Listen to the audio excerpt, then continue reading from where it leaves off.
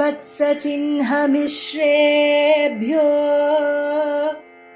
नम उक्तिमधीमहे यदुक्तयस्त्रयी कण्ठे यान्ति मङ्गलसूत्रताम् श्रीवत्सचिह्नमिश्रेभ्यो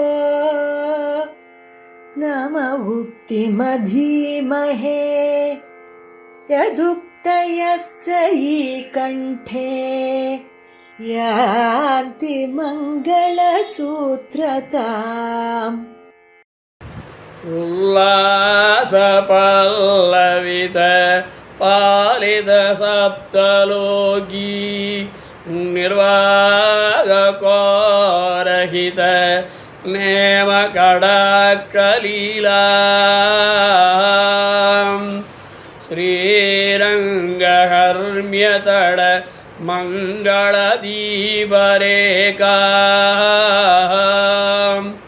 श्रीरङ्गराजमहिषीं श्रियमाश्रयामः श्रीरङ्गराजचरणाम्बुजराजहंसं श्रीमत्पराङ्कुतपदाम्बुजभृङ्गराजं श्रीभट्टनाथपरकालमुखाब्जमित्रं श्रीवत्ससिल्लचरणं यतिराजमीडे மொழியைக் கடக்கும் பெரும் புகழான் பஞ்சமுக்குறும்பாம் குழியை கடக்கும் நம் கூறத்தாழ்வான் சரண் கூடியபின் பழியை கடத்தும் ராமானுசன் புகழ்பாடி அல்லா வழியை கடத்தல் எனக்கினியாதும் வருத்தமன்னே यद्वद्रीसपदाब्जचिन्तनरदं सम्पत्कुमारादपुराकुमाराभिदात् साचार्याद्ययैदिराज कल्पितमठे प्रहप्तागमन्दद्वयं नल्लाण्वंशजमौक्तिकं प्रतिगलं श्रीवैष्णवाराधनं श्रीनारायणलक्ष्मणाख्ययमिनं वन्दे सदां रक्षकं विरोधौ पूर्वफल्गुण्यां सिंहमासे कृतोदयं यद्वद्रियदिराज श्रीनारायणमुनिं भजे साक्षात् ஸ்ரீயப்பதியான சர்வேஸ்வரனான எம்பெருமானுடைய நெருகேது கிருபையினாலும் ஆழ்வார்கள் ஆண்டாள் ஆச்சாரிய அனுகிரக விசேஷத்தினாலேயும் ஸ்ரீமத் பரிவாராச்சாரியா எழுந்தருளி சேவை சாதிக்கும் எதிகிரி நாராயண ஜீயஸ் சுவாமியினுடைய திவ்ய ஆக்கியினால் திவ்ய கடாட்ச விசேஷத்தினாலேயும் நாம் தற்பொழுது திவ்ய பிரபந்த தாரா வைபவங்களெல்லாம் அனுபவித்து முடித்து இப்பொழுது ஸ்தோத்திரதாரா என்கிற ஒரு அற்புதமான ஒரு தலைப்பிலே பல வித்வான்கள் உபன்யசித்து பல ஸ்லோகார்த்தங்களை பற்பல வித்வான்கள் பற்பல ஸ்லோகங்களுடைய அர்த்தங்களை விசதமாக சுஸ்பஷ்டமாக விபுலமாக விஸ்தாரமாக நாம் அனுபவித்து வருகிறோம்.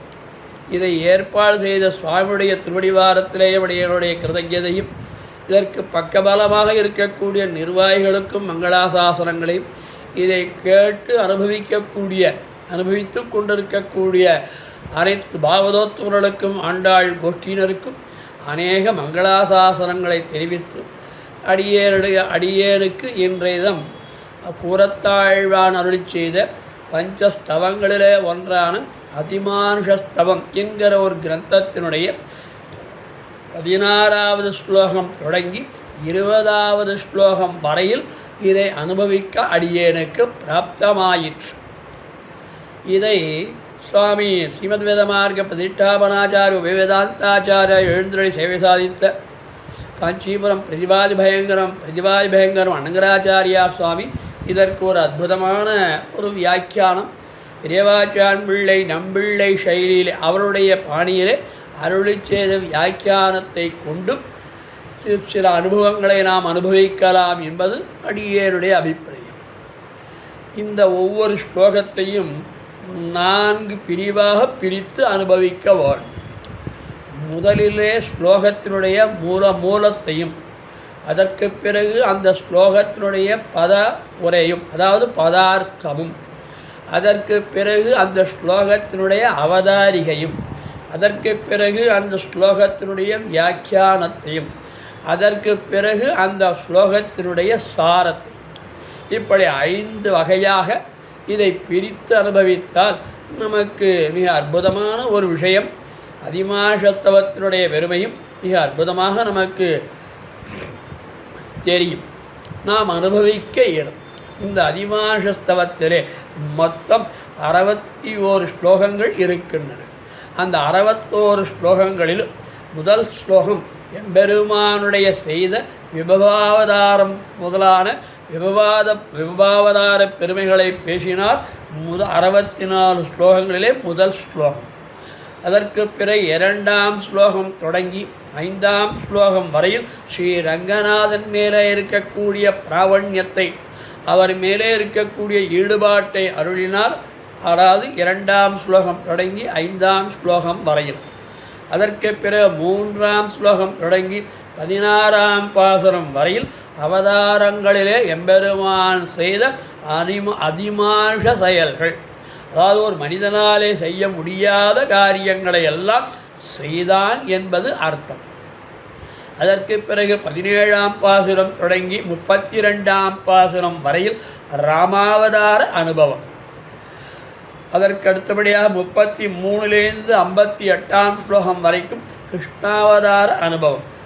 59, 60, 61 இதில் இந்த 3 ஸ்லோகங்களே, அதாவது என் பாவங்களை போக்கி தேவரீர் கிருபை பண்ணி அருளவானும் என்று பிரார்த்தனா கர்ப்பூதமாக, அதாவது பிரார்த்தனையில் முடிக்கின்ற ஸ்லோகமாக இந்த அதிமாஷத்தவம் அமைகிறது. அதிலே அதாவது இது எப்படி அமைகிறது அப்படின்னால், இந்த 16ஆம் ஸ்லோகம் தொடங்கி 20ஆம் ஸ்லோகம் வரையில் ஒரு ஆழ்வார் கூரத்தாழ்வானுக்கும் எம்பெருமானுக்கும் நடந்த ஒரு சம்வாதம் ரூபமாக இருக்கிறது.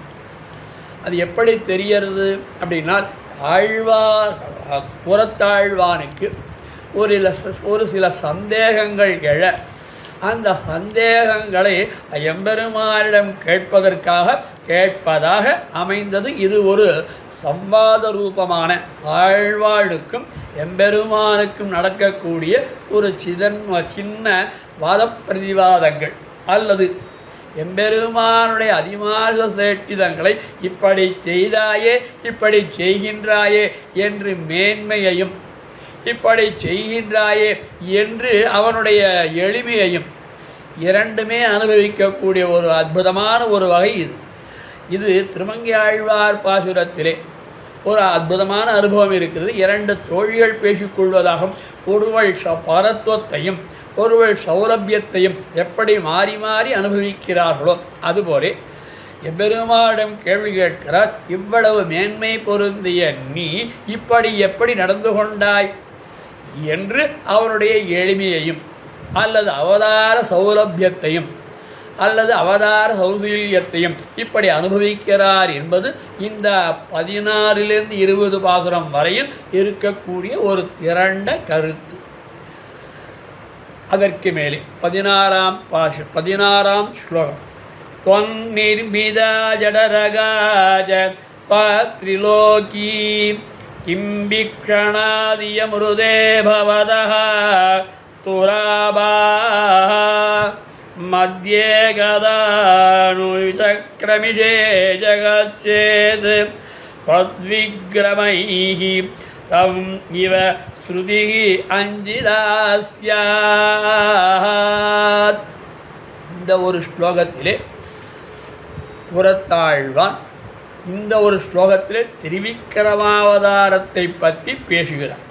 இந்த திரிவிக்கிரமாவதாரம் செய்தாயே அப்படி எப்படிப்பட்ட ஒரு செயல் என்று இந்த பாசுரத்திலே அற்புதமாக காட்டப்படுகிறது.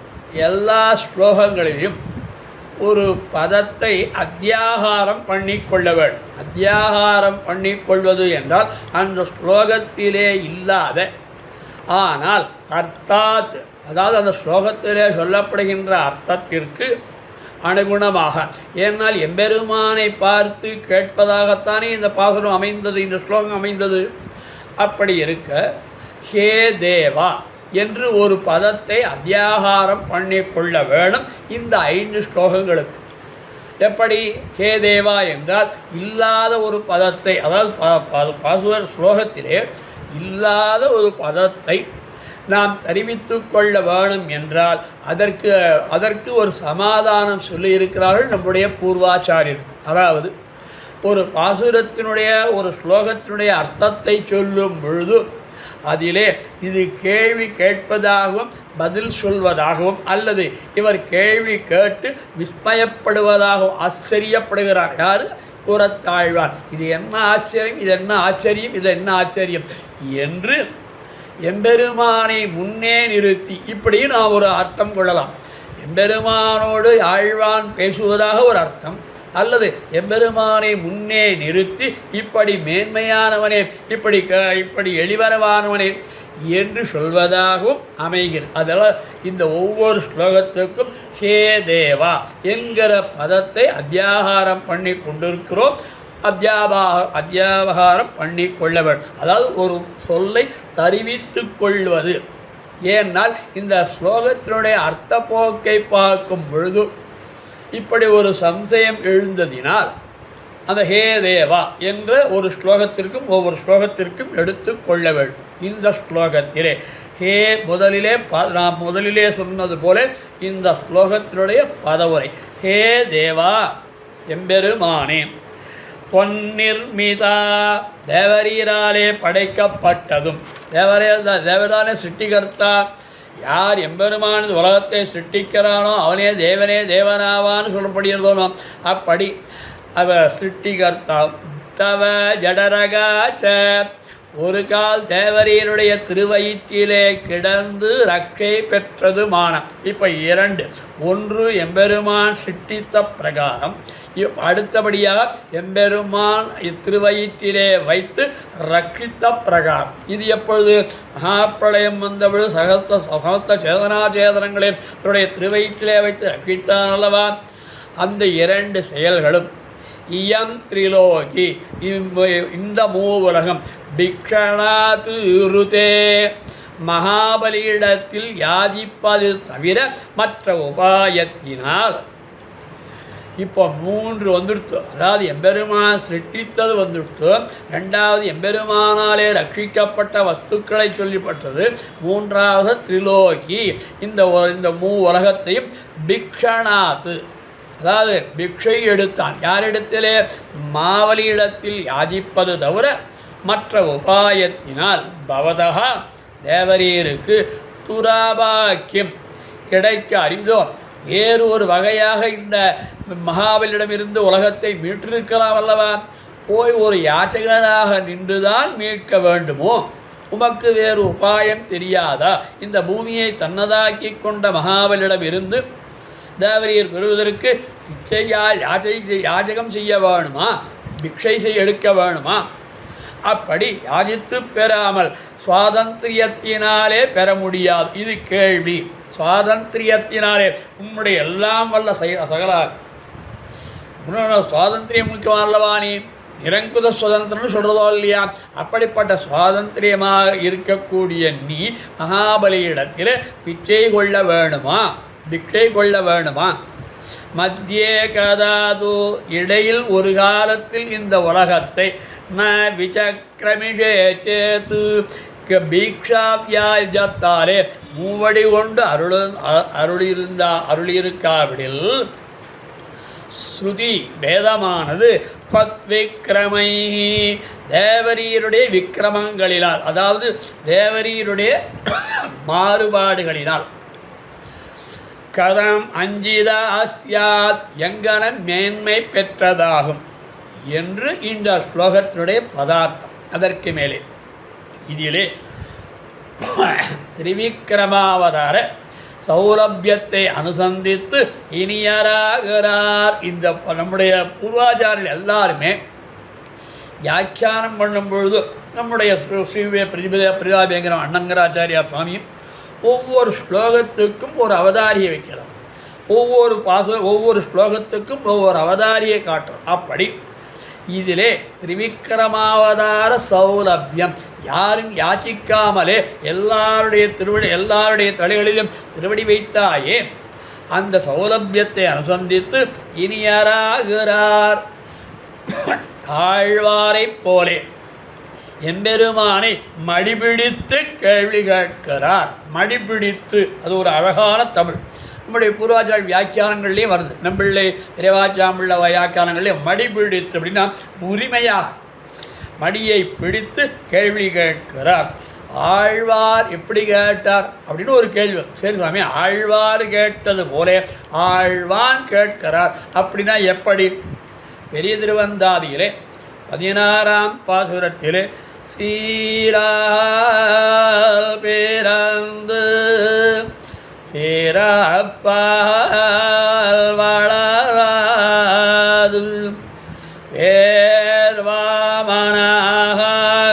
பேர்வாமனாகால் பேராள மகாபார புல்கினி ஒன்று மிழ்ந்தார் பூமி நீரற் பரிதே சொல்லு நீ யாமறியச் சூழ்ந்து சொல்லு நீ சொல்லவாள். இந்த உலகத்தை உண்டு உமிழ்ந்து அளந்தாயே அது எப்படின்னு ஆழ்வார் கேட்டது போல ஆழ்வான் கேட்கிறார் என்று சர்வதா உனக்கு வசியமான பூமியை ஒரு பையல், இந்த நம்முடைய சம்பிரதாயத்தில் வாக்கியங்களில் பையல், அதாவது ஒரு தன்னிமையை தாழ்ச்சியை சொல்வதற்கு ஒரு பய அப்படி சொல்லுவோம். அவன் ஒரு கடகா ஒரு பையன், அந்த பயங்கிறத பையல். ஒரு பையல் பக்கம் பகுவாய் சென்று பிக்ஷுவாய் சென்று யாசித்து பெற வேண்டிய காரணம் என் கொல் இரானே என்று கேட்டார் இரே. அப்படியே இவரும் இந்த ஸ்லோகத்தை 2 வகையாக பிரித்து காட்டுறான்.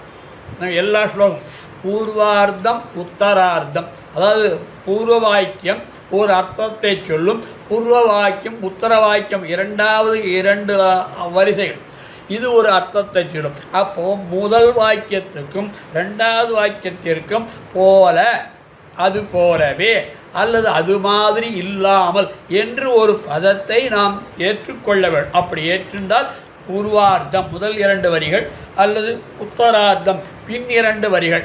அப்படி உத்தரார்த்தத்தாலே ஸ்வயமேவ சமாஹிதராகிறார்னா சரி கேட்டோம் எம்பெருமான பதில் கிடைச்சுடுத்து அப்படின்னு சமாதானமாகிறார் என்பது இந்த வியாக்கியானங்களில் கிடைக்கும். ஆகையினாலே இதில் பூர்வார்த்தம் பெரிய திருவந்தாதி 16ஆம் பாசுரத்தில் பிரதிச்சந்தமாகவே அமைந்தது. அங்கே எப்படி காட்டாரோ அது பிரதிசந்தமும் அதுபோலேயே சம்பந்தித்த ஸ்லோகம் இது என்பது கருத்து. அந்த பாசுரத்தினாலே இதே மாதிரி அந்த பாசுரத்தையே சுந்தரபாகுஸ்தவத்திலே 98வது ஸ்லோகத்திலே க்ஷிதிரியம் ஜனிசம்கிருதி பாலனை நிகரோணோத்கிரணோத்தர்சனரபி வனகீரி சதைவ சதீகதம் வரத வாமன பிக்ஷணமர்கதி வாமனாய் சென்று பிக்ஷையை கேட்டான். அதுக்கு ஒரு அழகாக நம்முடைய பாசுரங்கள் வியாக்கியானங்கள் பல் 12 தெரிய பல் 12 காட்டி அங்கே போய் நின்று ஒரு சிரிச்சான்.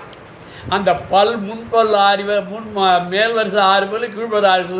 அப்போ இது 2 செய்து பல் 12 இது பருத்திப்பட்ட பாடு என்று பல வாக்கியானங்களில் பூர்வாச்சாரம். அதுபோல பல் 12 காட்டி பிக்ஷை எடுத்து பெற வேணுமோ என்று அங்கே சொன்ன ஸ்லோகத்தினுடைய அர்த்தாத்து அதனுடைய பிரதிசம்பந்தியாக இந்த ஸ்லோகத்தையும் அருளினார். சதுர்முகேன சிருஷ்டித்தும் ஸ்வேனரூபேண ரட்சித்தும் போருகிற பிரகாரங்களாலே உனக்கே சொத்தான இந்த திரைலோக்கியத்தை ஒரு பையல் தன்னதாக அபிமானித்திருந்தானாயில் அவனை நேர்கொடு நேரே தண்டித்து வாங்கலாமாய் இருக்க, அவன் நேர போய் ஒரு தண்டித்து வாங்கலாமாய் இருக்க அது செய்யாதே யாச்சகனாய் சென்று 12 காட்டி இறந்துதான் பெற வேணுமோ? பெறுதற்கு வேறு உபாயம் அறிந்தலையோ எம்பெருமானே? பல உபாயங்கள் அறிந்திருக்கச் செய்தேயும் மூவடி வேண்டி மூவுலக அளந்தது ஒக்குமோ என்னில் ஒக்குமோ என்று கேட்கிறார், விஸ்மயப்படுகிறார், ஆச்சரியப்படுகிறார் அல்லது கேட்கிறார். இது பூர்வார்த்தம். உத்தரார்த்தத்தாலே உபயோகமற்ற பல விஷயங்களையும் பறக்க பேசி எச்சில் வாயால் ஒழிந்த வேதமானது. அழகாக சுவாமி காட்டுறார், எச்சில் வாயால் ஒழிந்த வேதமானது. அதாவது எல்லாத்தையும் சொல்லியிருக்கு வேதம். அப்படி வேதமானது பற்பல விஷயங்களை பேசுவதால் இதம் விசக்கிரமே திரேதா விதிகதே பதம் 3 பதா விசக்கிரமே விஷ்ணு கோபாதாபியா விசக்கிரமாணத்தேதோருகாயா என்று எம்பெருமானுடைய திருவிக்கிரமாவதாரத்தை வேதங்கள் சொல்லுகின்ற இத்தியாதிகளாலே துதிய விக்கிரமங்களை பேசி பவித்திரமாக்க வைத்து மூவடி அளந்து மூவலக அளந்து பெற்றது என்கிறார். இங்கனே செய்யாதொழியில் வேதம் அபூதமாயன வேதம் அர்த்தமில்லாமல் போய்விடும் என்பதினாலே இப்படி. அதற்கு மேலே இந்த முதல் ஸ்லோகத்தினுடைய சாரம், எம்பெருமானே தேவரீரால் படைக்கப்பட்டதும் ஒரு கால் தேவரீருடைய திருவயிற்றிலே கிடந்து ரட்சித்த பெற்றதுமான இந்த மூவுலகம் மாவலி இடத்தில் யாசிப்பது தவிர மற்ற உபாயத்தினால் தேவரீருக்கு கிடைக்க அரிதோ? யாசித்து பெறாமல் சுவாதந்திரியத்தாலே பெற முடியாதோ? இடையில் ஒரு காலத்தில் இந்த உலகத்தை பிக்ஷாவியாஜத்தாலே மூவடி கொண்டு ஆழ்ந்தருளாவிட்டால் வேதமானது தேவரீருடைய விக்கிரமங்களினால் எங்கனம் மேன்மை பெற்றதாகும் என்று இந்த ஸ்லோகத்தினுடைய சாரம். அதற்கு மேலே 17ஆம் ஸ்லோகம். இச்சாமி கிஞ்சன யதா கில ராகவத்வே மாயா மிருகஸ்ய வஜர வச்சகோ மனுஜத்வமௌக்யாத் சீதா வியோக விவஜோ நஜதத்கதிஜ்ஞः பிராதாத்ததா பரகதம் கி கதம் ககாயா. இது ஒரு கேள்வி, இது ஒரு அழகான ஒரு பதில். இதில் பிரிச்சாமி அப்படிங்கிற ஒரு பதம் வந்திருக்கு. பிரிச்சாமி அப்படின்னால் அதாவது நான் கேட்கிறேன். அப்போ என்ன அர்த்தம்? இது சம்வாத ரூபமாக ஆழ்வான் எம்பெருமானிடம் கேட்பதாக அமைந்த ஒரு பாணி செயலின் புரியறதா? பிரிச்சாமி. இப்போ இந்த ஒவ்வொரு வாசலையும் சொல்லிட்டேன். ஹே தேவா எம்பெருமானே பதார்த்தம். கிஞ்சன பிரிச்சாமி தேவரீரை அடியேன் ஒன்று கேட்கிறேன். இது எல்லா ஆழ்வார்களும் நம்முடைய பாசுரங்களில் பல பாசுரங்களில் எம்பெருமானை பார்த்து கேட்பதாக இருக்கிறது பல பாசுரம். அதுபோல இங்கே ஹே தேவா எம்பெருமானே கிஞ்சன பிரிச்சாமி தேவரீரை ஒன்று கேட்கிறேன்.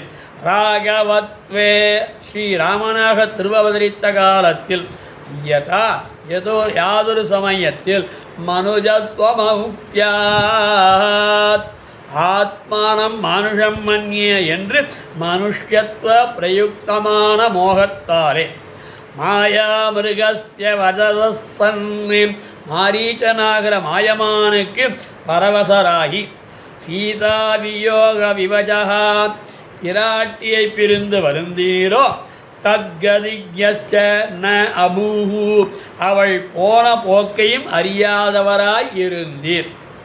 ததா அப்படிப்பட்ட சமயத்திலே ககாய ஜடாயுவுக்கு பரகதிம் பரமபத பிராப்தியை கதம் பிராதாக எப்படி பண்ணி தந்தீர்.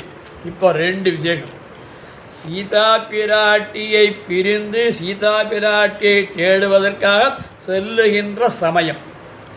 அதே சமயத்திலே 2 நிகழ்ச்சிகள் இந்த பாசுரத்தில். ஒன்று சீதாவை பிரிந்து அவளை காடும் மோடும் தேடி அலைகின்ற பிரகரணம். அதிலே ஜடாயுவுக்கு மோட்சம்.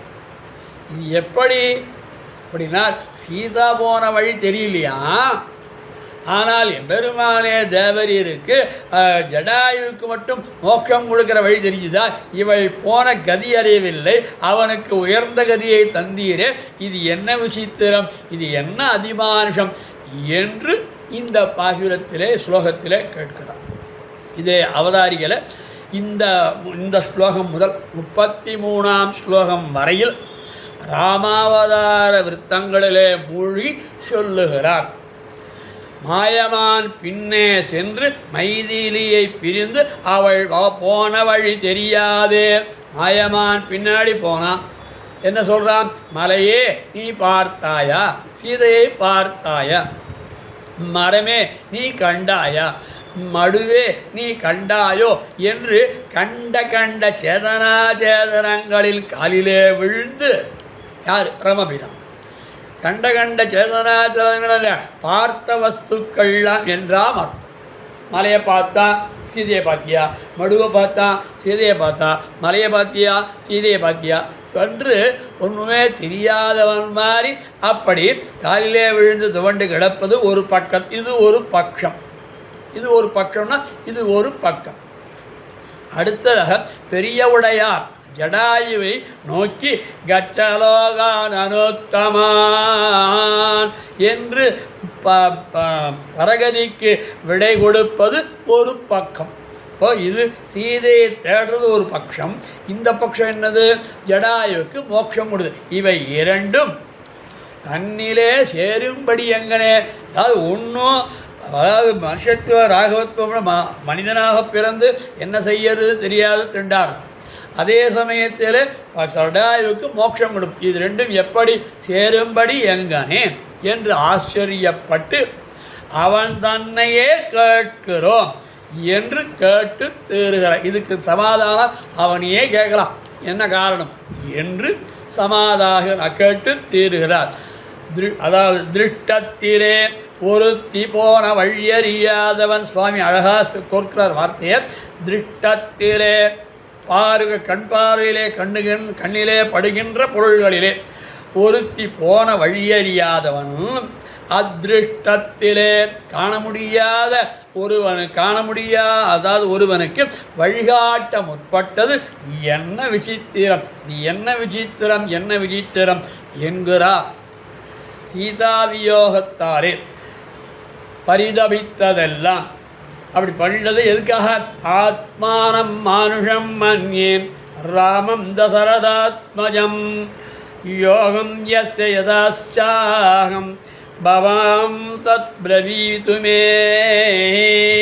இது ராமாயணத்திலே யுத்தகாண்டத்திலே வருகின்ற ஒரு அற்புதமான ஒரு ஸ்லோகம். என்னை மனுஷனாகவும் ராமன் என்கிற பெயரை உடையவனாகவும் தசரத சக்கரவர்த்திக்கு புத்திரனாகவும் எண்ணுகிறேன். நான் எப்படி என்றேன்? நான் தசரத புத்திரன், என் பேர் ராமபிரான், நான் மனுஷ்யன் அப்படி எண்ணுகிறேன் என்று நான் எவனுடையவன், யாதோரிடத்தில் அவன் என்ன பிரயோஜனத்திற்கு வந்தவன் என்று பிரயோஜனத்தை கேட்கிறார். ஷட்குண பரிபூர்ணனான நீரே எல்லாவற்றையும் சொல்ல கடவீர் என்று மனுஷ்ய ஆகையாலே அந்த பாவனை ஊடுருவச் சொல்ல வேண்டாவோ என்று கேட்டால், பெரியவுடையார் திறத்திலே வந்தவாறே மனிதத்துவம் தவிர்ந்து பரத்துவம் குடிபுகுந்து. ஜடாயுவை பார்க்கும் பொழுது மனிதத்துவம் என்னாச்சு? மறைஞ்சு போய் அப்போ பரத்துவம் வந்து மமயாத்வம் சமரிஞாத கச்சலோகான் அனுத்தமான் என்று என்ன சொல்ல வேண்டுமோ என்று இவை சேரும்படி எங்கனே என்னில் சத்யேன லோகான் ஜெயதியை கொண்டு சமாதானம் அறிவது. இதற்கு என்ன பதில்? அதாவது சீதை போன வழியை தெரியாது இருக்கிறவன், அதே சமயத்திலே ஜடாயுக்கு மோட்சத்தை கொடுத்தவன், இது எப்படி பொருந்தும்? சத்யேன லோகான் ஜெயதி என்று ஒரு ஸ்லோகம் வருது. இது எங்கே எடுத்திருக்கார் அப்படின்னா குருபரம்பரா பிரபாவம் 6000 படி குருபரம்பரா பிரபாவத்திலே ஒரு சமயம் இது ஒரு நிகழ்ச்சியை காட்டி இந்த நிகழ்ச்சிக்கு சமாதானம் சொல்வதால் 6000 படி குருபரம்பரா பிரபாவத்தில் இருக்கக்கூடிய ஒரு வைபவம். இதிலே ஒரு சமயம் பட்டர், அதாவது பட்டருடைய பெருமைகளையெல்லாம் இந்த ஊருக்கு தெரியும். புறத்தாழ்வாருடைய திருக்குமாரர் பட்டர். அந்த பட்டர் அப்படி ராஜசபைக்கு எழுந்தருளினார், அந்த ராஜாவோட அரண்மனைக்கு எழுந்தருளினார். அப்பொழுது நடுவிலே பின்பழகிய பெருமாள்ஜியர், இவர் நம்பிள்ளையனுடைய சிஷ்யர், பின்பழகிய பெருமாள்ஜியரை பார்த்தார். நான் ராஜசபைக்கு போகிறேன், நீரும் வருகிறீரா என்று இந்த பின்பழகிற பெருமாள்ஜியரை பார்த்து கேட்க, அவரும் அடியேன் அப்படின்னு கூடவே, ஏன்னா அருணாச்சாரி வம்சத்தை சேர்ந்தவர் அல்லவா இவர், புறத்தாழ் வம்சத்தை சேர்ந்தவர் அல்லவா, ஆகினாலே வரேன் என்று அவரும் சேர்ந்து ராஜசபைக்கு சென்றனர்.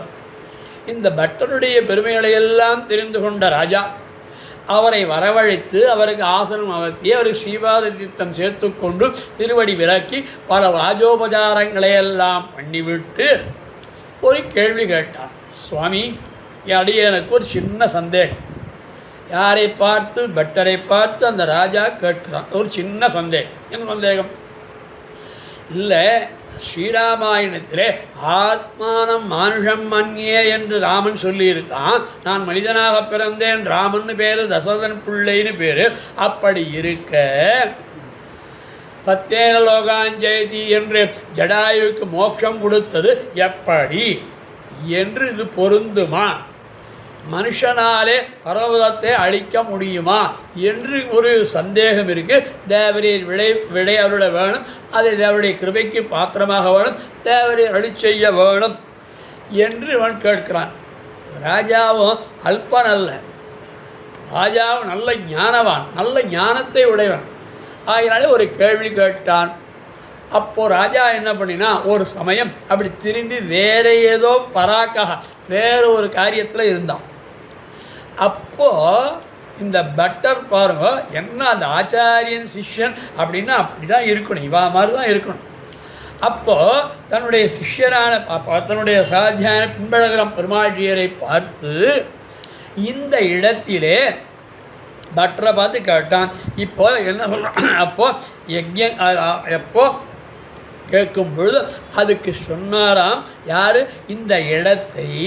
இந்த இடத்திலே எப்படி நிர்வகிப்பர், நம்முடைய ஆச்சாரியர் எப்படி நிர்வகிப்பர், இந்த சமாதானம் இப்போ எனக்கு வேணும், எப்படி நிர்வகிப்பர்? யாரை கேட்கிறார்?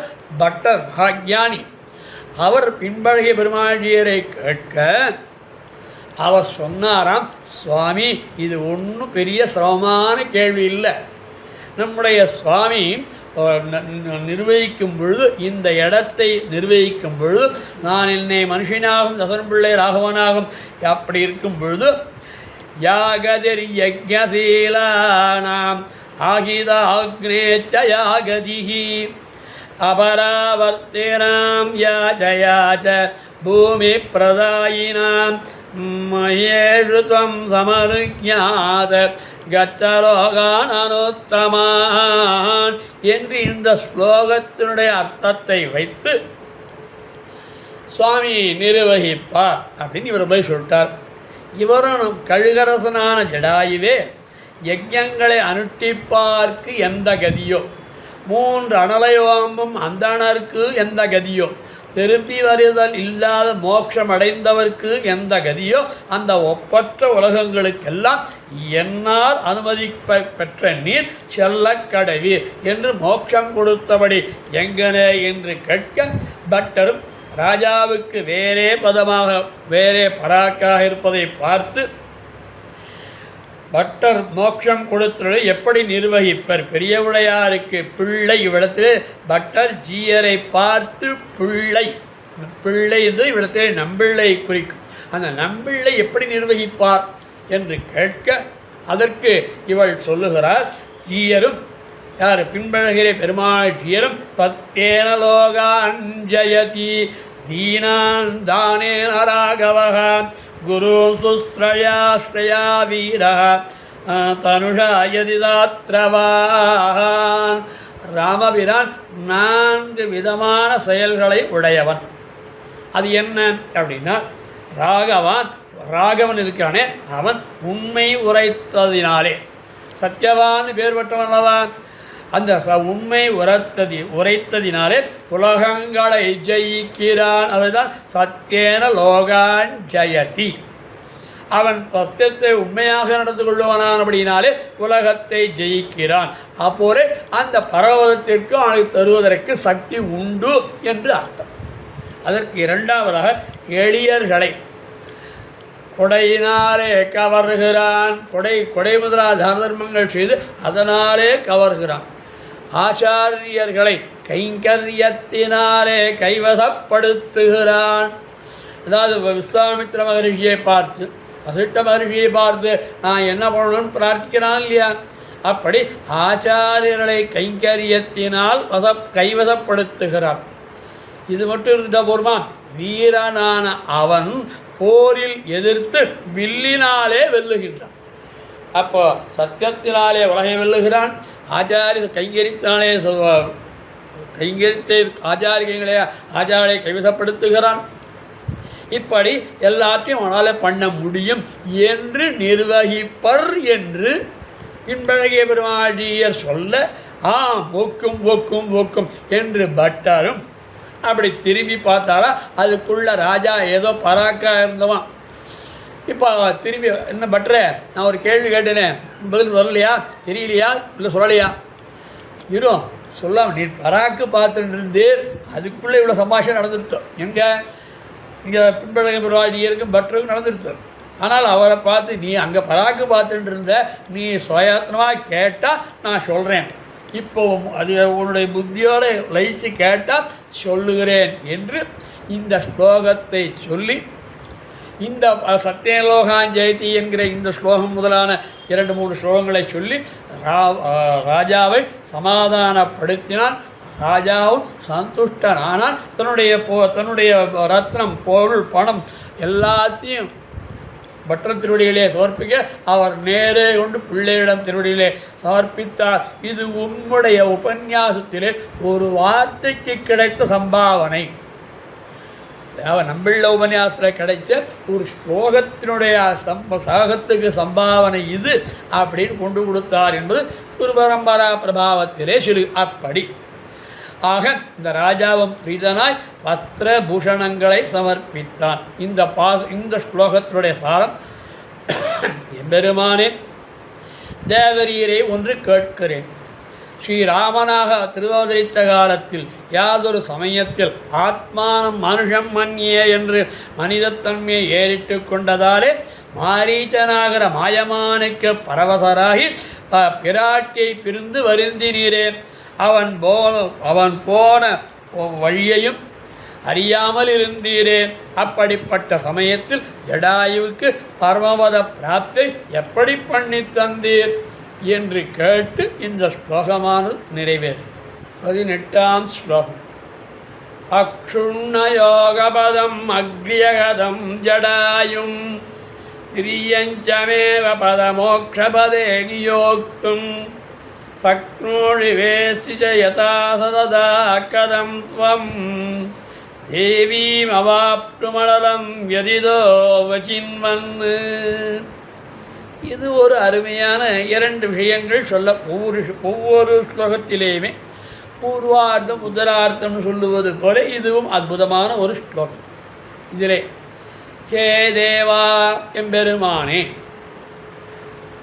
துவம் தேவரீர் அக்ஷுண்ணயோகபதம் யோக மார்க்கத்தை அறிய அபியசிக்காதவரும், அக்ரியகதம் பிராமண ஜாத்தீயனான ராவணனாலே கொலையுண்டவரும், திரியஞ்சம் திரியயோனியிலே பிறந்தவருமான ஜடாயும் ஏவா ஜடாயுவையும் கூட மோக்ஷபதே மோக்ஷமார்க்கத்துக்கு போகும்படி நியோக்தும் அனுமதி பண்ண யதா எப்போது வேத்சி அறிந்தீரோ சக்னோஷுச்சீச்சா சக்தராகவும் ஆனீரோ ததா அப்பொழுது சகாத்வம் அப்படிப்பட்ட தேவரீர் தேவீம் விசின்வன் பிராட்டியை தேடிக்கொண்டு அவாப்தும் அவளை பெறுவதற்கு அனலம் அசமர்த்தராய் வியதிதா கதம் அபூஹு வருந்தீரே அது என் கொல் என்கிறார் இந்த ஸ்லோகத்தில். இதற்கு அவதாரிகளை வைக்கிறார். இந்த 17ஆம் ஸ்லோகம் 18ஆம் ஸ்லோகம் ஒரு சங்கதி. நம்முடைய பூர்வாஜர்கள் எப்படியுமே அப்படிதான், அந்த ஸ்லோகத்தில் தான் சொல்லியாச்சே அப்படின்னு இல்லாமல் அந்த ஸ்லோகத்தினுடைய அர்த்தத்தையும் சேர்த்து இந்த ஸ்லோகத்திற்கு கூடிய சங்கதின்னு சொல்லுவார், தொடர்பு. அதுபோல கீழ் ஸ்லோகத்தில், அதாவது 18ஆவது ஸ்லோகத்தில் 17ஆவது ஸ்லோகத்தில் அர்த்தத்தையே அந்த ஸ்லோகத்தினுடைய சொன்ன அர்த்தத்தையே வேறு விதமாக அனுசந்திக்கிறார். இதில் பிராட்டியை பிரிந்து வருந்தின நீ பெரிய உடையாருக்கு எங்கனே பரகதி அளிக்க வல்லையானாய் அப்படின்னு அங்கே கேட்டார் என்று கேட்டார் 17ஆம் ஸ்லோகத்திலே. இந்த ஸ்லோகத்திலே அந்த அனதிகாரியான ஒரு திரியக்குக்கு பரகதி அளிக்க வல்லமை பெற்ற நீ பிராட்டின் கதியை அறிய பெறாது காடு மோடும் திரிந்து அலைந்து வருந்தினபடி என்னோ என்கிறார் என்று இந்த 18ஆம் ஸ்லோகம். இங்கே ஒரு கேள்வி கேட்காமல் கேள்விக்குள் கேள்வி.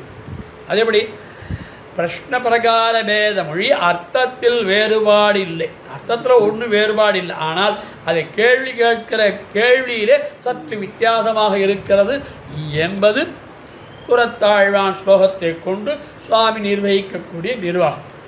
ஒரே அர்த்தத்துடன் கூடிய 2 ஸ்லோகம் அருளி செய்தது அனாவசியம். அதே தான் 17ஆம் ஸ்லோகத்தில் என்ன சொல்கிறோம், அதே தான். ஆனால் ஏன் இப்படி புறத்தாழ்வான் ஸ்லோகம் இல்லையா? 60 ஸ்லோகம் போருமே, 61 ஏன் திருப்பி சொல்லுவானே? அதுக்கு அழகாக சமாதானம் சொல்கிறார். பெரிய உடையார்க்கு பரகதை அளித்த பெருமையிலே ஈடுபட்டு பேசுகையாலே நோக்கா இருக்கும் கீழ் ஸ்லோகம் 17ஆவது ஸ்லோகத்தில் ஜடாயுவுக்கு மோட்சம் அளிப்பதிலே அதிலே நோக்கமாக அவனுக்கு அதில் நோக்கமாக அந்த ஸ்லோகத்தை அருளி செய்தார். இந்த இதில் பிராட்டியை பிரிந்து வருந்தின எளிமையாலே, அந்த எளிமையிலே ஈடுபட்டு பேசுகையிலே நோக்கா இருக்கும் இந்த ஸ்லோகம். அது அவனுக்கு பரகதி அளித்த பெருமை. இதிலே அதாவது சீதா பிராட்டியை பிரிந்து திரிகின்ற நிலைமை இது எளிமையிலே ஈடுபட்டு, அப்போ அது பரகதி அளிக்கும் பரத்வத்திலே நோக்கு, இது சௌலபியத்திலே நோக்கு, சௌசீல்யத்திலே நோக்கு. ஆகையாலே பிரமேய பேதம் உண்டு என்று கொள்கா. அர்த்தத்தில் ஒன்று தான், ஆனால் சொல்லக்கூடிய விஷயம் வேறு. ஒரே விஷயத்தை இப்படி ஒன்று சொல்லலாம், அப்படி ஒன்று சொல்லாமணும். ஒரு 2 பக்கம், ஒரு காயினுக்கு 2 பக்கம்னு சொல்லணும். அது மாதிரி இது ஒரு அனுபவம். பெரிய உடையார் மோட்ச பாப்திக்கு அனர்கர். இது 3 காரணம், 3 விசேஷங்கள் சொல்கிறார். அதாவது ஜட்டாயு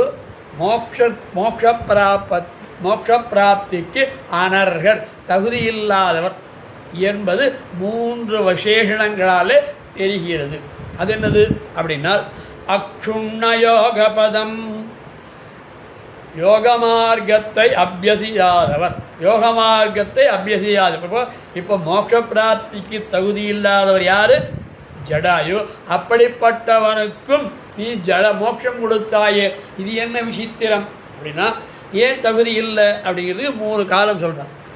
அக்ஷுண்ண யோகபதம், யோக மார்க்கத்தை அறிந்திராதவர், அபியசியாதவர். அதற்கு மேலே அதைத்தான் ஆழ்வாருங்காட்ட நோற்ற நோன்பிலே 5ஆம் பத்து 7ஆம் பதியும் முதல் பாசு.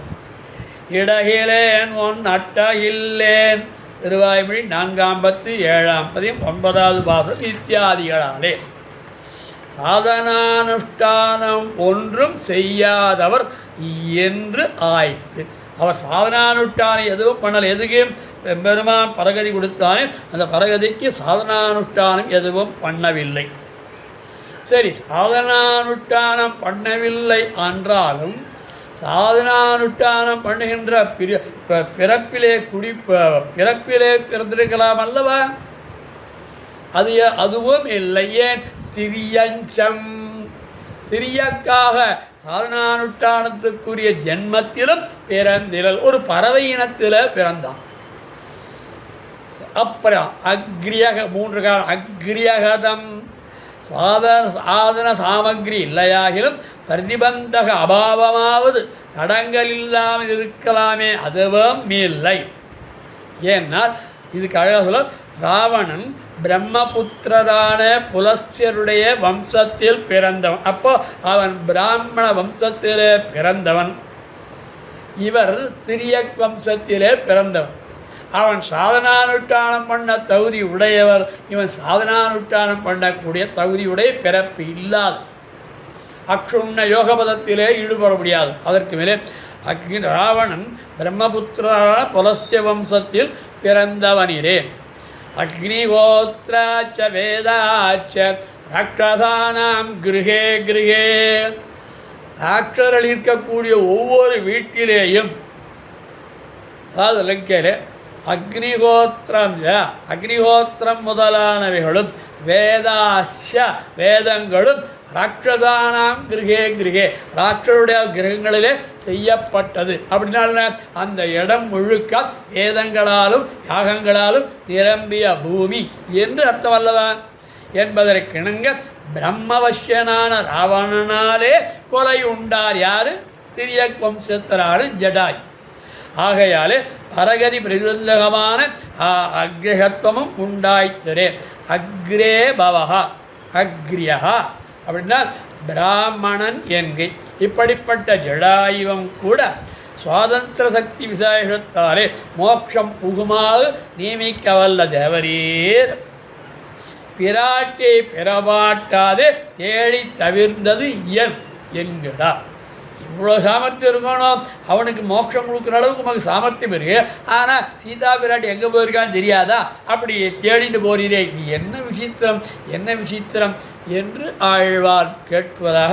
அப்போ இந்த ஸ்லோகத்தினுடைய சாரம், எம்பெருமானே தேவரீர் யோக மார்க்கத்தை மேற்கொள்ளாதவரும் பிராமண சஜாத்தியனான ராவணனாலே கொலையுண்டவரும் பக்ஷி ஜாதியில் பிறந்தவருமான ஜடாயுவை கூட மோட்ச மார்க்கத்திற்கு போம்படி அனுமதி பண்ண தேவரீர் எப்படி அறிந்தீரோ அந்த சக்தி உள்ளவராக ஆனீரோ, அப்போது அப்படிப்பட்ட தேவரி விராட்டியை தேடிக்கொண்டு அவளை பெறுவதற்கு முடியாதவராய் வருந்தினீரே. இது என்ன, இது என்ன, இது என்ன ஆச்சரியம், இது என்ன விசித்திரம், இதுக்கு என்ன சமாதானம் என்கொள் என்று கேட்பதாக இந்த ஸ்லோகத்துடைய அர்த்தாத் அனுபவம். 19வது ஸ்லோகம். சாலான்கி சப்த சகரீம் சரசாதலான்யான் ஏதேழு மந்த ஜவதோ நிரபத்ரயஸ்வம் கவிவ்யதன கிண்ணக பிப்ருன்னம் சாகாமிருகம் மிருகயசே கதம் சகாயம். இதுவும் பூர்வார்த்தம் உத்தரார்த்தம் மாதிரியே அமைந்த ஒரு பதவுரை. ஹே தேவா எம்பெருமானே, யான் சப்தசாலான் சகரீன், யாவை சில சப்தசால மரங்கள், சால விருட்சம் 7 மரங்கள் விருட்சங்களை குலபர்வதங்களோடு கூடினவையாகவும் சரசாதலான் பாதாளங்களோடு கூடியவையாகவும் ஏக இஷுமந்த ஜவதா ஒரு பாணத்தினாலே சொல்ப வேகத்தினாலே தொம் நிரபத்ரயா தேவரி சுபேதி தருளித்தோ சேஷு அந்த சால விருட்சங்களில் ஏக விவ்யதன கிண்ண கவி பிரணுன்னம் ஒரு மரத்தை பிளப்பதிலும் வருந்தி ஒழிந்த வாலியினாலே துரத்தி அடிக்கப்பட்ட சாகா மிருகம் சுக்ரீவனை சகாயம் துணைவனாக கதம் மிருகயசேஸ்மா தேவரீர் எங்கனம் தேடிற்று. இப்போ இந்த வாலி சுக்ரீவன் ராமன் 3 பேர் இப்போ ஒரு விஷயத்தில் வர. இப்போ வாலி இது சுக்ரீவனோடு சகாயம் கொண்டான், வாலியை அழித்தான். இந்த ஸ்லோகத்துக்கு அடுத்த ஸ்லோகத்துக்கு இருக்கக்கூடிய ஒரு சங்கதி. வாலியை அழித்தான், சுக்ரீவனோடு நட்பு கொண்டான். இப்படி சீதையை பிரிந்து வாடிக்கொண்டு வருகின்ற வேளையிலே சுக்ரீவனோடு நட்பு கொண்டான், வாலியை அழித்தான் என்பது அப்படிப்பட்ட நீர், இவ்வளவு சாமர்த்தியம் உடைய நீர் பிராட்டியை பிரிந்து வருந்துவானேன், போன வழி தெரியாமல் இருப்பதேன் என்பதாக இந்த ஸ்லோகத்தினுடைய அவதாரிகளை காட்டால் கீழே சொல்லப்பட்ட அசக்தி பாவனையே வேறு விதமாக அனுபவிக்கிறார். எம்பெருமானுடைய அசக்தியை, அதாவது மனுஷத்துவம் ராகவத்துவம்லாம் இருந்து ஜடாயுக்கு மோட்சம் கொடுத்தது ஒரு அசக்தி சொல்லி, அந்த அசக்தி பாவனையிலேயே அசக்தி பாவனையை வேறொரு விதமாக அனுபவிக்கிறார். பிராட்டியை கொள்ளை கொண்ட ராவணனை சம்ஹரிக்க வேண்டி துர்பலனான சுக்ரீவனை சகாய பூதனாக கொண்டது என்ன என்கிறார். வாலியை கொள்வதற்கு சகாயமாக சுக்ரீவனை சீதையை தேடுவதற்கு, வாலியை கொள்வதற்கு அப்போ சீதையை தேடுவதற்கு வாலியோட இது இருந்ததுன்னா பலவானான வாலியோடு நட்பு கொள்ளாமல் பலத்திலே தாழ்ந்தவனான சுக்ரீவனோடு நட்பு கொள்வானேன் என்று கேள்வி. அப்போ வலிமையில் ஏறக்குறைய சமானமாயிருப்பவனை வாலியை கொண்டன்றோ துணை கொள்ள அழுப்பது. நமக்கு ரமபிரானே தேவரீருக்கு சமானமாக ஓரளவுக்கு இருப்பவன் வாலி. அப்படி வாலினுடைய சகாயத்தை கொள்ளாமல் ராவணனை வாலிலே கட்டி கொண்டு திரிந்து எளிவரவு படுத்தின வாலியை துணை கொண்டாலும் கொள்ளலாம். அந்த வாலியை கண்டவாறே, இது வாலியை கண்டவாறு அழகான பதம், ஆளியை கண்ட அஸ்வம் போலும், ஆளியை கண்ட அஸ்வம் போலும், சிங்கத்தை கண்ட குதிரை போலவும், அரியை கண்ட நரியை போலே, சிம்மத்தை கண்ட நரியை போலே உழைந்தோடினவனாயும் நலிந்தவனாகவும் இருக்கக்கூடிய யார் சுக்ரீவனோடு நட்பு கொண்டாய். வாலியின் கையில் பல நாள் தகர்ப்புண்டவனுமாயிருக்கிற, பல நாள் தாக்கப்பட்டவனாய் இருக்கக்கூடிய சுக்ரீவனை அன்றோ துணை கொண்டது. இது என்ன விசித்திரம், இதென்ன விசித்திரம், இது என்ன ஒரு சேர்த்தி என்று கேட்பதாக இந்த ஸ்லோகம். இதிலே இந்த சுக்ரீவனை நெருக்கின வாலியாவது தேவரி சமானவனோ, வாலியாவது தேவரியுடைய சமானவனோ அதுவும் இல்லை, வாலிக்க முடியாது. ஏன்னால் 7 மராமரம் துளைத்தது பின்னாடி வரப்போகுது. அப்படி அது வாலியினால் ஒரு மரத்தை கூட துளைக்க முடியாது. அப்படிப்பட்ட உனக்கு சமானவன் அல்ல. ஆனால் சுக்ரீவனை பார்க்கும்போது வாலி சற்று பலவான். அவனோடு பிபேதய புனஷாலான் சப்த ஏகேன மகே கிருணா கிரிம் ரசாதரம் செய்வ ஜனயம் பிரத்யம் ததா, ஜனயன் பிரத்யம் சதா. அழகாக காட்டுறார்.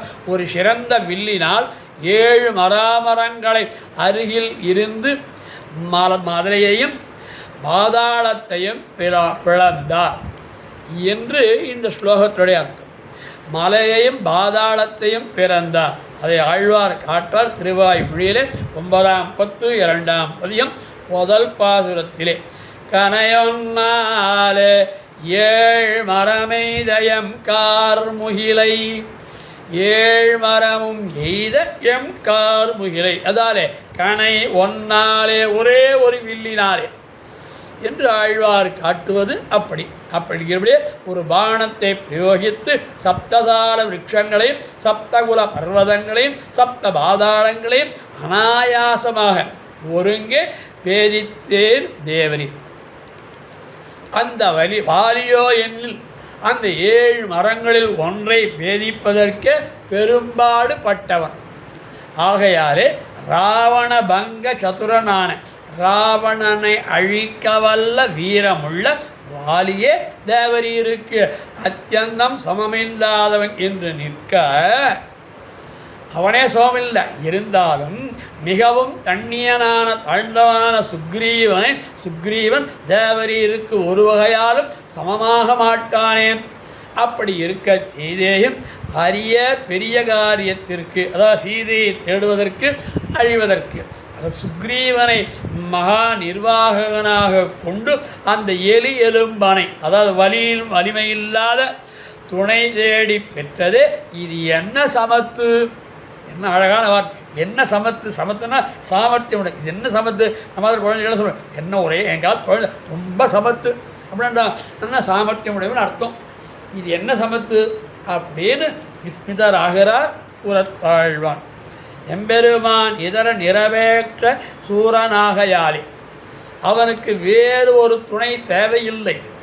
வாலியை அழிக்கிறான் சரி, ராவணன் அழிக்கிறான் சரி, எல்லாம் கரதூஷணிகள் எல்லாம் தானாலேயே முடியும்.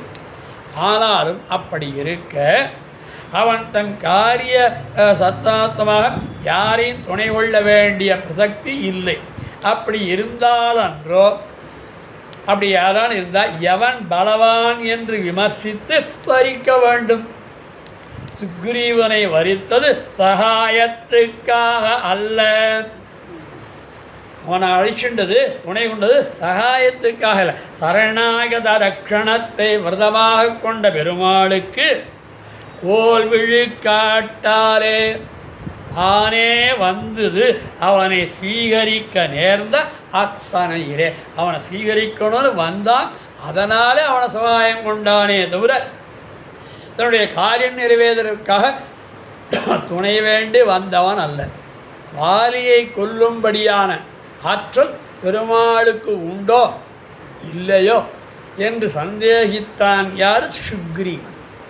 அப்போ அந்த சுக்ரீவன் என்ன பண்ணால் தன் காரியத்திற்காக, அதாவது வாலியை அழித்ததற்காக ரம்பாலே சப்த மராமரங்களை துளைப்படுத்த வேணுமென்று வேண்டினானே தவிர பர்வதங்களையும் பாதாளங்களையும் கூட துளைப்படுத்த வேணுமென்று வேண்டவில்லை. ஆயினும் ராமனுடைய பானமானது அளவிட முடியாத சக்தி விசேஷத்தாலே 7 என்று பேரிடும் பெற்ற மற்றும் சில குலரசாதிகளையும் துளைப்படுத்தி மீண்டபடியாலே சகரேன் சரசாதலான் என்கிறார்.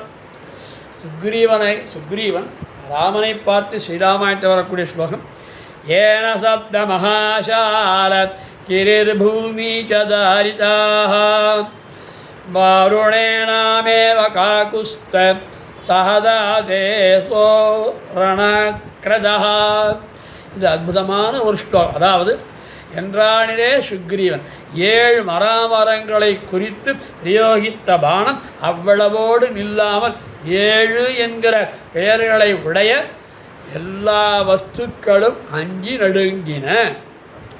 வாய்ந்தபடியே 7ஆக நிற்கும் திரளிலே இந்த பானத்துக்கு கருவுதல் சினக்குறிப்பு உண்டாயிற்று போலும் இன்றி சப்த ரிஷிகளும் கவனிச்சுக்கணும். சப்த ரிஷிகளும் சூரியனுடைய 7 குதிரைகளும் சப்த சாகரங்களும் 7 எங்கெங்க பேர் வருதோ அத்தனையும் முதலானவை எல்லாம் நமக்கு வல்லடி வந்ததென்று அஞ்சு நடுங்கினதா. இது யார் காட்டார்? அழகாக கம்பன் காட்டுகிறான். கம்பராமாயணத்தில் கம்பன் காட்டுகிறான். ராமன் விட்ட பானமானது கீழே சொன்ன ஸ்லோக பிரகாரம் அதனுடைய தமிழாக்கம்னு வச்சுக்கிறோம். 7 மலைகள். 7 மலைகள் என்னது? கைலை, இமயம், மந்தாரம், விந்தம், நிடதம், ஏமகூடம், கந்தமாதனம் என்கிற 7 மலைகள். அதற்கு மேலே 7 உலகம். அதளம், விதளம், சுதலம், தராதலம், ரசாதலம், மகாதளம், பாதாளம். அது கீழ் உலகம். மேல் உலகம் 7: பூலோகம், புவர்லோகம், சுவர்லோகம், ஜனலோகம், மகர்லோகம், தபோலோகம், சத்யலோகம். அதற்கு விட 7 ரிஷிகள்: அத்ரி, பிருகு, குத்சர், வசிட்டர், கௌதமர், காஷ்யபர், ஆங்கீரசர் என்கிற 7 ரிஷிகள். 7 குதிரைகள். இதை அதாவது குதிரைனா சூரியனுடைய குதிரைகள் அத்தனையும் வேதத்தினுடைய ஒளியாக சொல்லப்படுகிறது. காயத்ரி, விருஷ்ணி, அனுஷ்டுப்பு, பிரகதி, பங்கி, திருஷ்டுப்பு, ஜகதி என்று 7 சந்தஸ்கள். அதற்கு பிறகு 7 மங்கையர், பிராமி, மகேஸ்வரி, கௌமாரி, நாராயணி, வராகி, இந்திராணி, சாமுண்டி என்று 7 மங்கையர். 7 கடல், உவர் நீர், கருப்பஞ்சாறு, மது, நெய், தயிர், பால், நன்னீர் என்று 7 கடல். இப்படி இந்த 7 7 7 என்ற எல்லாமே பயந்து அடங்கித்தான். நல்ல வேளை விட்டுவான், 7 மராமரத்தோடு விட்டுட்டான். அந்த பானம் திரும்பி எடுத்து அதில் பாதாளங்களாம் 7. அப்போ எதுக்கு சொல்கிறார்? அதை அழகாக காட்டுகிறான் கம்பராமாயணத்தில், கிஷ்கிந்தா காண்டத்திலே, அதாவது மராமர படலத்திலே 7 வேலையும் உலகம் 7 உயர்ந்தன 7 7 குன்றமும் இருடிகள் 7 புரவி 7 மங்கையர் 7 நடுங்கின என்ப 7 முற்ற பெற்றதோ இக்கணை இலக்கம் என்று எண்ணி என்று 7 7 காட்டும். அதுக்கு பிறகு இந்த ஸ்லோகத்தினுடைய சாரம், எம்பெருமானி சில பர்வதங்களோடு கூடின 7 மராமரங்களையும் கூடினவையாகும். ஒரு பாணத்தின் குறைந்த வேகத்தினாலே தேவரி அந்த மரங்களை பிளந்த போது அந்த சால விருட்சங்களில் ஒரு மரத்தை பிளப்பதற்கு இயலாத வாலியினாலே துரத்திடிக்கப்பட்ட சுக்ரீவனை எங்கனே நீர் நண்பனாகி கொண்டாய், சகாயமாக்கி கொண்டாய் என்பது இந்த ஸ்லோகத்தினுடைய அர்த்தம். இதற்கு மேலே 20ஆம் ஸ்லோகம். தாசஸ்ஸஹ சமபவத்து த்வயஹ கபீந்திரஹ தத்விஷம் கவிம் அர்ஷவஜாய ஜிகாம்சுஹு தத்ஸ்நேக விக்ரமபதியம் தமிமம் கபீந்திரம் விஸ்ரம்பயன் சபதி ஸ்லாலகரீன வித்யஹ. இந்த ஸ்லோகம் 7 மராமரங்களை எய்ததும் சுக்ரீவனோடு நட்பு கொண்டதும் அதற்கடுத்தபடியாக வாலியை அழித்ததும், இந்த 3 விஷயங்கள் இந்த ஸ்லோகத்தினுடைய சாரார்த்தம்.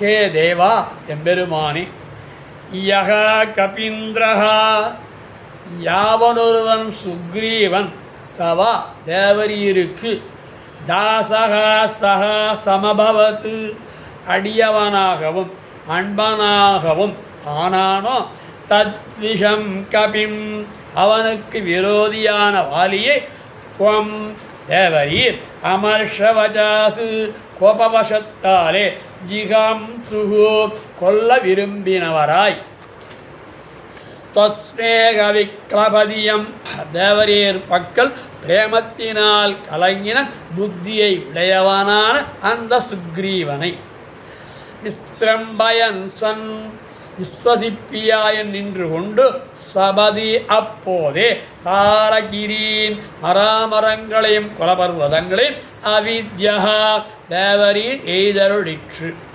இந்த ஸ்லோகத்திலே அவதாரிகளை 4 காரணங்கள். பெருமாளுக்கு ஒரு படியாலும் சமமானவன் ஆகமாட்டாத வாலியின் கையிலே பலகால் தகர்ப்புண்ட சுக்ரீவனாலே பெருமாளுக்கு ஒரு பிரயோஜனமும் இல்லையா இருக்க, இது ஒரு விசேஷம். அதுக்கப்புறம் அவனை சகாயமாக கொண்டது வியர்த்தம். அதுக்கு மேலே அவனுக்கு விசுவாசத்தை பிறப்பிக்க வேணும் என்கிற இச்சை உண்டாயிற்று, இது அனாவசியகம். அதற்கு மேலே அதற்கு காரணமான 7 மராமரங்களையும் துளையிட்டது தேவையில்லாத ஒரு விஷயம். தன் அளவில், அதாவது எம்பெருமான் ராமன் அளவில் அபராத லேசம் செய்தவ அறியாதவனாயும் தன் சுவாமீட்டத்திற்கு சித்திக்கு துணையாக உள்ள மிடுக்கை உடையனாக இருக்கிற வாலியை கொன்றது அதிதராம் அயுக்தம் என்று இந்த லோகத்தார் எல்லாரும் இன்று வரை, ராமாயணம் முடிஞ்சது என்றோ காலம், ராமாயணம் முடிஞ்சு பாகவதம் முடிஞ்சு எல்லாம் ராமாயணம் முடிஞ்சுட்டு கிருதயுகம் எடுத்து துவாபரயுகம் எடுத்து கிருதயுகம் எடுத்து கலியுகம் வந்துடுது. இன்றைக்கி 5000 வருஷம் ஆச்சு சுமாராக. இன்னைக்கும் ராவணனை வாலியை மறைந்து நின்று கொன்றான் என்று இந்த உலகத்தார் அவனை ஏசுகின்ற. அப்படிப்பட்ட வசவுகளை கூட வசைகூறுறான். அப்படி தெரிவிக்கிறார் இந்த ஸ்லோகத்தில். சுக்ரீவன் இப்போ ராமசன்னதியிலே புகுந்து சோகம் திரஸ்தோ வனே பீதோ வசாம் யுத்பிரந்த சேதனஹாம் அலினோ நிகிருதோ பிராத்ரா கிருதவைரச்சயேவஹி வாலினோ ஹேமே மகாபாகன் அயாத்தஸ்தயா வயம் குரு கர்த்தமர்கசிகா குத்ஸ பயம் மேன பவத்யதா என்று அபயம் வேண்டினான். யார்? சுக்ரீவன்.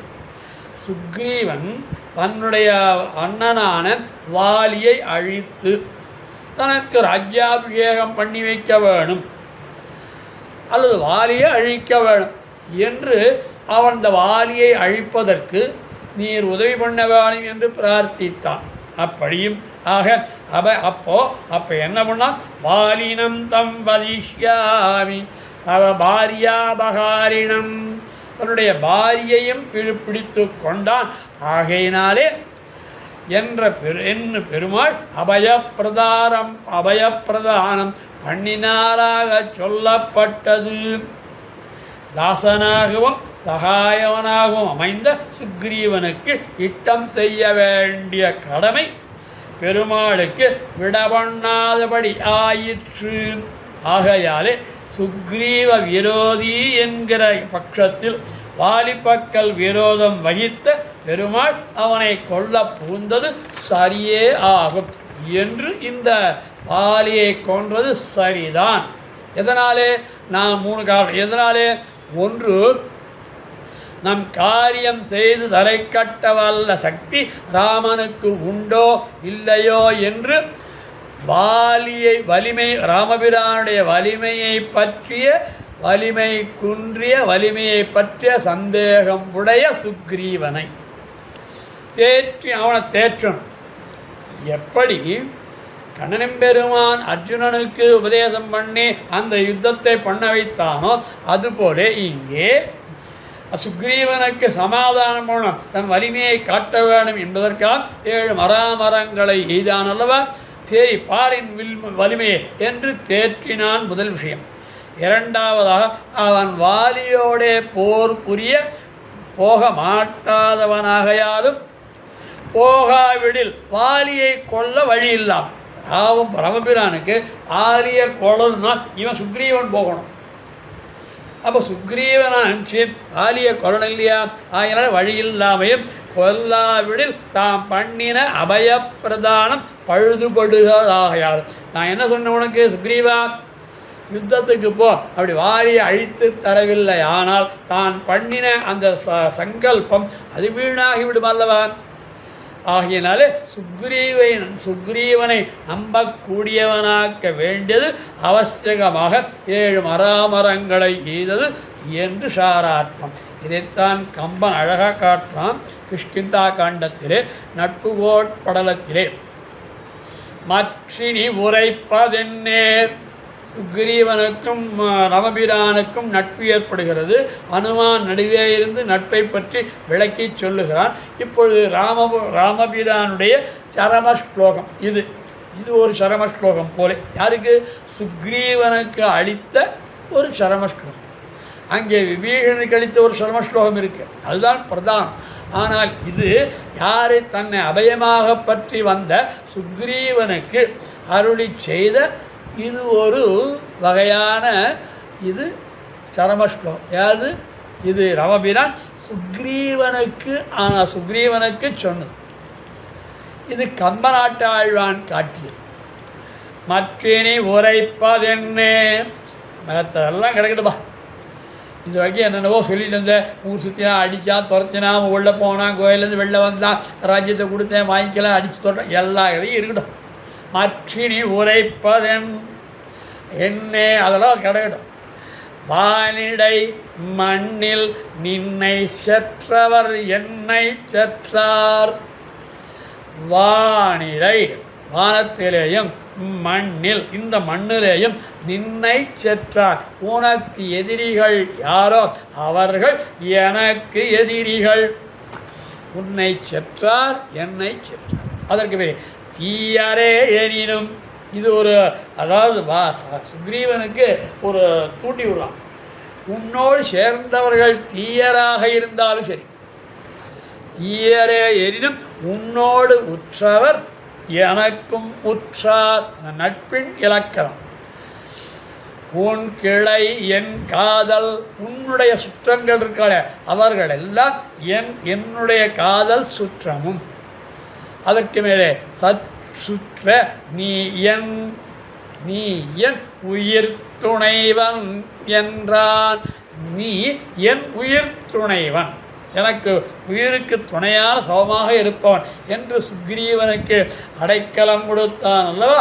அதை காப்பதற்காக, அந்த வார்த்தையை காப்பதற்காகவும், சுக்ரீவனுக்கு நம்பிக்கை ஏற்படுவதற்காக 7 மராமரங்களை துளைத்ததும், அவனோடு சகாயம் கொண்டதும், வாலியை அழிக்க சகாயம் கொண்டதும், இப்படியாக இந்த ஸ்லோகமானது அர்த்தத்தை நிறைவேற்றுகிறது. இந்த ஸ்லோகத்தினுடைய சாரம், எம்பெருமானே, யாவனொருவன் சுக்ரீவன் தேவரிற்கு அடியனாகவும் அன்பனாகவும் ஆனானோ அவனுக்கு விரோதியான வாலியை தேவரின் கோபாவசத்தாலே கொல்ல விரும்பியவரை தேவரீர் பக்கல் நம்பிக்கை ஏற்படும் பொருட்டு அப்போதே மராமரங்களையும் குலபர்வதங்களையும் தேவர் எய்தருளிற்று அதை தொலையிட்டது 7 மராமரம் செற்றாய் என்று ஆழ்வார்கள் பாசுரங்களில் காட்டுவது போல அந்த வாலியை கொள்வதற்காக இப்படிப்பட்ட சுக்ரீவனோடு சகாயம் கொண்டான். இது என்ன ஆச்சரியம், என்ன விசித்திரம், என்ன அதிமாஷ சேட்டியம் என்று வியந்து விஸ்மரிக்கிறார், சந்தோஷப்படுகிறார், ஆனந்தப்படுகிறார், கேட்கிறார், கேள்வி கேட்கிறார் என்பது இந்த 20ஆம் ஸ்லோகத்துடைய அர்த்தத்தோடு அடியேன் க்ஷமித்தருள வேணும். அடியார்கள் வாழ அரங்க நகர் வாழ கடகோமன் தந்தமனூர் வாழ கடல் சூழ்ந்த மனுலகும் வாழ மணவாள மாமுனியே ஒரு 100 இப்படி ஒரு வகையாக அடியேனுக்கும் இந்த சோத்ராதாராவில் பங்கெடுத்து கொள்ளும்படியான, அடியேன் வாச்சாகைகீரியம் பண்ணும்படியான பிராப்தியை அடியேனுக்கு அளித்த சுவாமியுடைய ஜீயசுவாமியுடைய திருவடிவாரத்திலேயும் இதை கேட்கின்ற நிர்வாகத்தினர், இதை இதை ஏற்பாடு செய்த நிர்வாகிகளுக்கும், இதை கேட்கின்ற அன்பர்களுக்கும் அடியனுடைய கிருதஜதை மங்களாசாசனங்களை தெரிவித்து சர்வாபஜாரான் க்ஷமஸ்வா. ஸ்ரீமதே ரம்யஜா மாத்ருமுனீந்திராய மகாத்மனே ஸ்ரீரங்கவதனே பூயான் நித்யஸ்ரீ நித்யமங்களம். பற்பமென திகழ் பைங்கழலும் தன் பல்லவமே விரலும். பற்பமென திகழ் பைங்கழலும் தன் பல்லவமே விரலும். பாவனமாகிய பைந்துவராடை பதிந்த மருங்கழகோ. பாவனமாகிய பைந்துவராடை பதிந்த மருங்கழகும். முப்புரி நூலோடு முன்கையில் ஏந்திய முக்கோல் தன்னழகும். எப்பொழுதும் யதிராசன் வடிவழகு என் இதயத்துள்ளதால். இல்லை எனக்கெதிர், இல்லை எனக்கெதிர், இல்லை எனக்கெதிரே. இல்லை எனக்கெதிர், இல்லை எனக்கெதிர், இல்லை எனக்கெதிரே. இல்லை எனக்கெதிரே, இல்லை எனக்கெதிரே, இல்லை எனக்கெதிரே.